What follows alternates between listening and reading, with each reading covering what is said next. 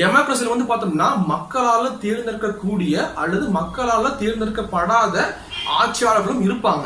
அந்த நாட்டுக்குள்ள எலெக்ஷன் இருக்கும். மக்கள் வந்து பார்த்தோம்னா தனக்கான ஒரு பிரதிநிதியை வந்து மறைமுகமாகவோ நேரடியாகவோ தேர்ந்தெடுப்பாங்க. ஒரு உதாரணமா சொல்ல போனா வந்து பார்த்தோம்னா ஒரு எம்எல்ஏ இல்ல ஒரு அமைச்சர் வந்து பார்த்தோம்னா மக்களால தேர்ந்தெடுக்கப்படக்கூடிய ஒரு ஆட்சியாளர் வச்சுக்கலாம். ஒரு கலெக்டர் வந்து பார்த்தோம்னா அப்படி கிடையாது. அவங்க எக்ஸாம் எழுதி பாஸ் பண்ணி அப்படி போற மாதிரி இருக்கும். சரிங்களா? ரெண்டு பேருமே வந்து இருப்பாங்க. ஆனா வந்து ஃபைனல் டெசிஷன் அப்படின்னு சொல்லுவோம் இல்லையா, கடைசியான முடிவுங்கிறது வந்து பார்த்தோம்னா மக்களால தேர்ந்தெடுக்கப்படக்கூடிய அந்த ஒரு பிரதிநிதிகள் தான் வந்து எடுப்பாங்க. சோ இந்த மாதிரி இருக்கிற ஒரு கவர்மெண்ட் தான் வந்து பாத்தீங்கன்னா டெமோக்ரஸி.